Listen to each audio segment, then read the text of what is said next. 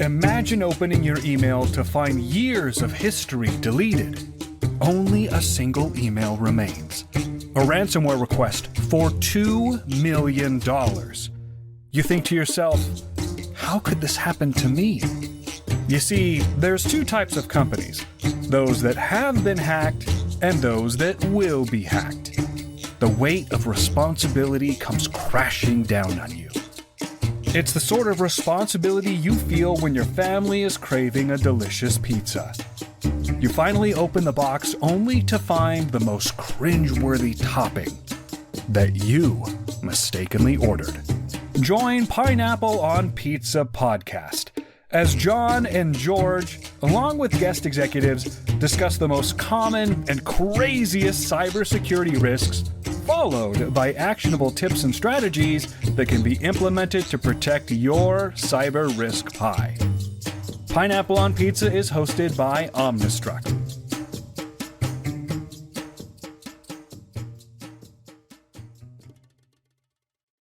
Welcome, everybody, to another episode of Pineapple on Pizza. Today's guest is Michael Crandall, president of Digital Beachhead and recognized keynote speaker, CISSP, MBA, and many other acronyms that we'll get to talk about here in the next few minutes. Mike, we like pizza. We like cybersecurity. Assume that the crust is a cybersecurity framework and the toppings are the company's specific flavors. What's the riskiest topping you've seen, and what would you equate it to? The riskiest topping, anchovies, because you never know what you're going to get. And to me, that's your users. That is the people at the end of the line who really don't want to do bad, but man, kittens. I love me some kittens, and I got to click on this beautiful kitten meme that came in from my mom, even though it came to my work mail.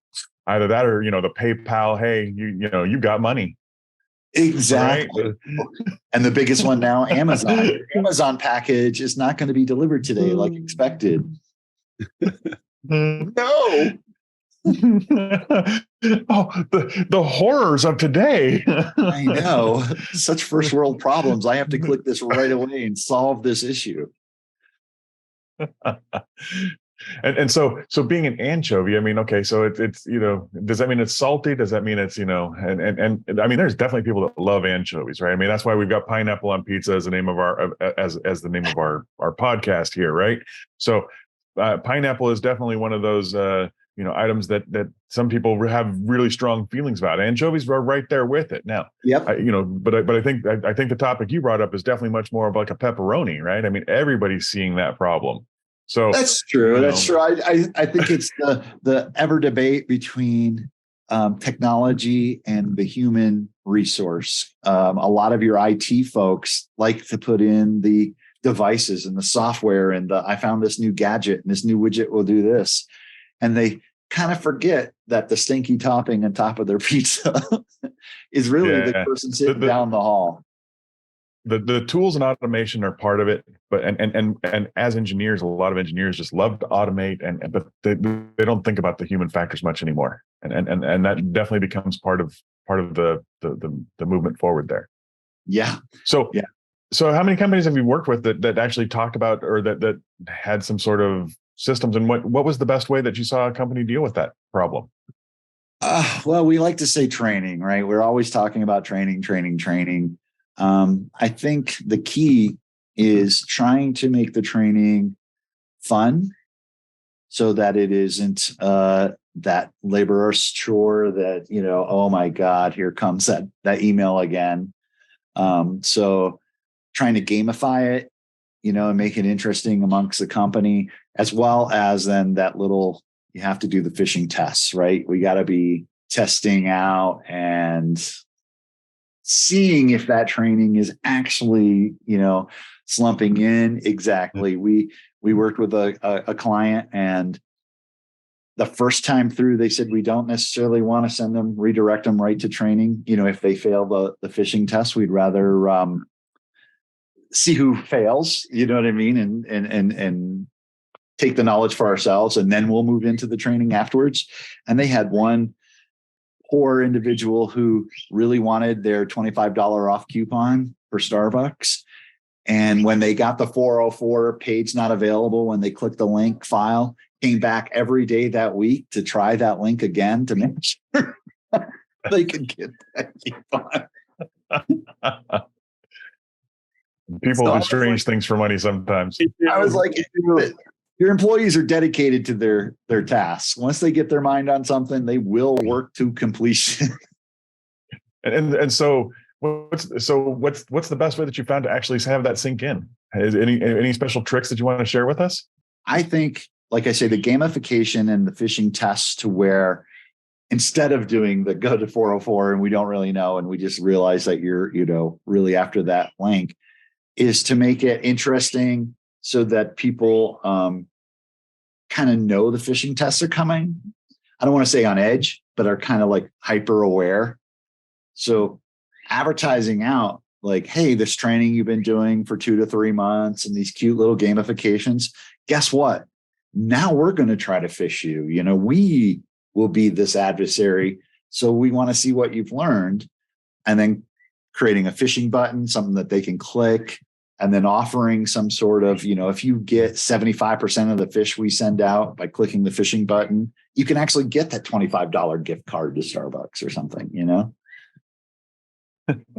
Or just notify them that you're going to send out the notification every month, and that way they're hyper vigilant that entire month looking for your test. We have clients that come through and say they're clicking the phishing button, and a lot of it is phishing. They don't even realize that it's not us, and they're like, "Look, I hit at least 90 of those. I want my $25 gift card." And you're like, "Yeah, but only 3 were the ones we sent." But great job catching all the fish. Yeah. Humans, we're good at processing certain things. For sure. I think you have to have that momentum or that drive, right? What's the most challenging training that you've had to do? Like where we're like, how's this going to work? I think a lot of times the most challenging are those folks that think they may know more than they really know. And it tends to be your C-suite and or engineers. Not to knock on either of those, but I've literally had CEOs tell me, I just can't believe my employees would click on this. And their assistants will come up and go, I read through all his email because I know he clicks on it. Yeah. So these things happen. And I think it's because phishing is more sophisticated, and a lot of people still believe it's the, Nigerian prince offering you $4 million if, you can only help them get it out of the bank. And so when they receive the very well-crafted, well-designed phishing emails, they're like, that can't possibly be a phish. My question was kind of pick up where we left off, was the craziest, like almost insurmountable training. And there was an event that I went to where Dr. Christine Izokar was presenting on how she did security awareness training, because she was for United Airlines and all the pilots that are in the air, right? So not only do you have pilots who need rest, and how do you figure out how to get all of them trained? Right. And so that was the function and the focus of, her challenge. It was an interesting journey to hear it, how she dealt with it. She had to get on the road and go to their hubs and catch them when they were idle, and work around their schedules, which, were around their downtime too, because you can't task them when they're on crew rest. Yeah. And there's, of course, collective bargaining, right? Getting them trained in the schedules and the work and the rest and all, I can't even imagine. So, but it's been done. So I don't think there's any excuse if you can train pilots in the air. Exactly. I immediately think of heads-up display while they're flying on autopilot, do the training. Exactly. She's like, when we clear, they were not taking the course while they were flying the plane. Right. So. That's when I would put it in. I've also joked that the easiest way to train users is to be able to send an electrical shock to the chair or mouse should they click. It's always the chair keyboard interface, right? That's right. No, it's sad because I think the users, they're our greatest sensor, right? When we talk about deploying sensors on a network, to me, your users are your number one sensor. And so making them feel that way really is the key through training, education, and just straight up talking about cyber so that they know, look, I'm not doing this to task you. I'm doing this because you are the most valuable resource when it comes to protecting our company. Yep. That's absolutely true. So I know that as a CEO, we often, or leaders in general, you're always concerned about what keeps you up at night. So, making sure people are doing the right thing, especially when nobody's watching, is definitely on the list when it comes to cyber awareness. Absolutely. And so I like to, walk the walk. I try to say I would never task anyone with something I wouldn't do myself. Yeah. So I'll take the training too. I'll be on that leaderboard. So with that, keeping you up at night kind of concept, what keeps you up at night in your role as the leader? We have a diversity of clients doing cyber risk management and is our clientele. We work a lot with the defense industry base. So we have a lot of threat actors that we worry about beyond the user, beyond the poor person being clicked. It's the what happens next. And typically, if you can see an intrusion, they're clumsy. A good intruder, you won't know they're there till long after they decide to actually take action on that intrusion. So that's what keeps me up at night. Coming from the military and the DoD background, we've seen some of that in my past life, so that if I see you, that just means you aren't really that great. Yeah. So it's the ones we don't see that causes me to worry. Yeah.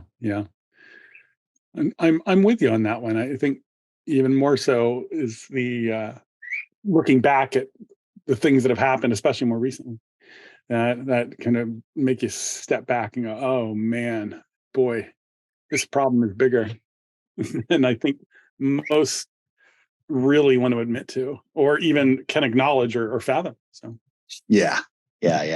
No, it's scary because we deal mostly with small to mid-size who aren't expecting, a nation state kind of hacker to come after them.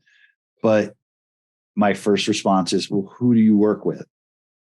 And almost always they're providing something to somebody. And I'm like, if that somebody is someone you think the nation state would be interested in, do they want to pound on Fort Knox to try to get in, or come into your little 7-Eleven and see if they can, go through the back door to get in? Yeah. Jiggle the locks and exactly. Try. I mean, your IP address looks just like their IP address. Your emails look just like their emails. So, welcome to the world. Right. And if they have 100,000 employees and a major defense contractor, they probably have some defenses up. Where when it's 50 people and your cousin Jim is the IT director because he spelt IT in a meeting, that makes it a little more interesting of a target, for them to, approach. Organizations at scale are tricky, that's for sure. And there are definitely scale happening there. Yeah, I like to refer everything to the analogy of a house. If your doors and windows are wide open, they're going to come through. If you've got an ADT sign and some lights and some cameras, they may pass by. I think, at least from the perspective of the deterrence, there's a lot of interesting things happening in deterrence. But would we argue they're effective? I would imagine no. But there's no question that our lawmakers have figured out, as well as industries have figured out, that they've got to do something. So absolutely. So that's tied to the issue of, generally what we would describe as statutory and regulatory requirements, statutory, legal, regulatory. Okay? So what do you think is the biggest challenge in meeting the regulatory or statutory requirements today? I think the biggest one is the confusion of what is compliance. I jokingly talk when I'm with clients or briefings or, places like this. 2-factor authentication. My wife comes in, says it's me, and then I log in. There was one factor and there was another factor. Did I actually secure anything any better by doing that 2-factor authentication? No. But I did, according to a compliance standard where I can check a box, say, do I have two-factor? Yes. Yeah. And so it's that marrying together of security and compliance so that your compliance actually provides you what it's intended to do, which is a higher level of security. Yeah, I'm with you on that. I think the biggest challenge always is making it relatable, regulatory or statutory. I mean, let's face it. I mean, there's just there's very few considerably technical people out there. I want to state globally, right? There's 7 billion people in the world, and so the percentage of people that know in depth what to do, okay? And so I do wonder often about that challenge of just understanding what the comparison is, and so one thing that we've heard in the past is that that compliance is kind of like a seatbelt, right? But instead of one harness and one click, there's 100 of them because there's 100 different controls for the user. Yep. And so if you think passing the seatbelt law and getting people to wear a seatbelt was hard. Right. Exactly. And the lack of understanding, small to mid-sized businesses with, their cousin Jim, that's the IT person. I often say the IT department is so busy keeping the lights on, the printer's printing, the email flying. It's not that they're unaware of cybersecurity, but when do they have time to go and sit down and come up with a strategic plan for how they want to implement cybersecurity? When you're saying, how come I can't get to this file every 20 minutes, they're never going to get around to how do I protect that file? And I think that the most aware person in terms of protection and security is not of the digital variety. It's my wife and our 6-year-old. Yeah. I put the kid in the seatbelt in the back of the car, right? It needs to be up on his shoulders. Wait, no, this is too tight, and it's supposed to be like this. That's so she's the most compliant when it comes to how it's supposed to be. And I think sometimes that's what you get with people and personalities is that some are going to be more diligent and others are not, and that's just people. Well, and I find that our rule sets and compliance and regs, they're going at a snail's pace when technology is going at the speed of light. They are. So how do you keep up? How have you found to keep up? Is there a way that you found that works? You can never get ahead of the curve, I think, because technologies, which is a blessing that we dream up new and better ways to fix things. Of course, the bad guys are dreaming up new and inventive ways to breaking things. And so for me, I like to talk about the myth of cybersecurity, because if you feel you're going to get secure one day, you're already behind the boat. It is about risk management and coming in and saying, what steps can I take? What things can I afford? What things can I program for down the line? So you have to do the best you can with what you have right now, but never think that's it. You're always progressing, always growing, always looking. Well said. Very well said, actually. Yeah, we agree with that 100%. Yeah. So I do a lot of briefings on that where I talk about the myth, because everyone's like, I want to be cyber secure. And I'm like, well, if our US government spends hundreds of millions on cybersecurity and they get breached, a small business that makes 10 grand a week is never going to be able to spend hundreds of millions on cybersecurity. So what do they do? Give up? No. Well, so that takes us into the next question, which is what excites you about the future? What do you see happening in compliance and cybersecurity, cyber risk management? For me, it's because it's ever growing. What's exciting the most to me is that people are now beginning to actually care and listen. A lot of the small businesses used to just be, I'm too small. Who wants my data anyway? And I relate it to them. There's the Ocean's 11 movies, the big heist, everything has to move exactly right. And then if that happens, you're going to get the big score. And that's what you see on the news. Those are the big breaches. But how many convenience stores were robbed last night? Thousands, hundreds of thousands, across the world. Well, that's your small time hacks. That's you, the small business owner, that's going to be breached. They're not going to get the big score, but they get enough of you. They're going to be able to collect pieces of information together to do something with it. So for me, the excitement is those small businesses finally going, hey, we need a little help here. Can we do anything, instead of ignoring it because they feel it's a bridge too far? Perfect analogy, I would say. Well, thank you. So tell us a little bit about yourself. So I'm a Air Force retiree, did 20 years in the Air Force, 12 of that overseas. I designed with a team back in the early 90s something called the Air Force Barrier Reef Project. The whole idea was to create a DMZ and have the boundary and defense in depth.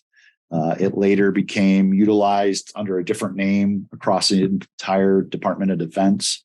So I was just fortunate enough to be a kid in a room playing with computers. And that was a great start. After I retired, didn't know what I wanted to do, went to work with a big government contracting company, kind of learned how to do contracts and how to run a business on my own by trying to listen to everyone around me. And then when they got bought and I got let go, I said, I'm going to jump in and figure this out on my own. So I started Digital Beachhead just to kind of see if I can do it all, work for myself, be my own boss. I hadn't been my own boss since I joined the military, and it's been an adventure. I like to joke that I came in with a retirement, so my mortgage was covered and my overhead was depending on whether I had Folgers or Starbucks in the morning. I could have a low overhead or a higher overhead depending on what I was drinking. That's the morning drink. What about the evening drink? We won't go there. Meister Chow to, So how long ago? How long have you been a CEO at Digital Beachhead? I started up in late November 2015. Started in federal contracts because that's what I knew, and then slowly branched out into the small to mid-sized businesses. The name comes from a performance report. We get annual performance reports in the military. I said I secured the Digital Beachhead for the Department of Defense, to which my commander said I was, full of it. And how dare you, write something so grandiose? And I'm like, well, who's protecting this, that, the other, and kind of described what I thought the Digital Beachhead was, which was not a front line, but all around anywhere there's an IP. That immediately went to, well, you're right. We are securing the Digital Beachhead. And it went from I was securing it to we were securing it. And literally 2 years after it was on my report, it made it to a speech by one of the undersecretaries of defense. He included Digital Beachhead. So I bought the LLC even when I was in the military and said, I need to own that one day and do something with it. Perfect. So that was me. I just decided one day to grow up. I don't know. We all have to do that someday. I know. We can still have fun. I think I'm still waiting for my decision to do so. There are days, George, where I wonder too. One day speaking of growing up, if you could go back in time and give your younger you advice, what would that be? There was a quote I learned when I was training with the British, who dares wins. And I wish I knew that when I was younger. I really do. I wish, to not be afraid, right? If you're not willing to stick it out there and put it all on the line, you're never going to know what can be achieved, and that failure isn't failure. Failure is just a lesson to success. There's many failures that lead to success. So that's what I would have told myself is, don't be afraid. And that would have been with dating. That would have been with business. That would have been, just life in general, dare. It's the famous cliche of Thomas Edison? He found 1,000 ways not to build a light bulb. Exactly. Yeah. Until it works, it doesn't. So you got to fail before you succeed. And Mike, what do you do outside of work? I actually started a nonprofit. I'm an Afghan veteran, so I started Afghan Promise. We're trying to get those at-risk Afghans out of the country that we made promises to. And right now we're sending food to those Afghans while they wait for our government to do the paperwork to get them out. So that takes up a bit of a time. I like to golf, photography, watch movies, hang out with my wife. That's, if she's listening, that's the most important one. That was top of the list. I heard that at the top. I really did. It did. Well, that's great. I mean, okay, so then how do we find you? How do we find this nonprofit? How do we find you, Mike? I mean, tell us. You can always reach out via our website, www.digitalbeachhead.com. I'm on LinkedIn as well as Digital Beachhead's on LinkedIn. And Afghan Promise is afghanpromise.com. It's a 501c3, so it's tax deductible. Always happy to have people give what they can, or at least spread the word. I keep joking that all I need is one tweet from Kim Kardashian to say, give me $1 to all of her follows. I'm good. Or Elon, right? I mean, let's see who gets first. Hundreds of millions of followers are willing to say, just give $1. That's all I need. Just one tweet requesting $1. I aim small. Yeah, I hear that. It's in your nature. I can tell just by talking to you. Well, yeah. All right, Mike. Thank you very much for being on our show. We absolutely appreciate it, and it's great to get to know you and hear some of these great ideas that you've got, and we look forward to sharing those.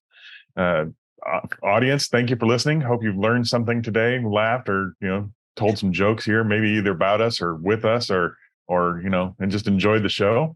And thanks. That's it. This has been another great episode of Pineapple on Pizza with your hosts, John and George, and we'll see you next time. Thank you, everybody.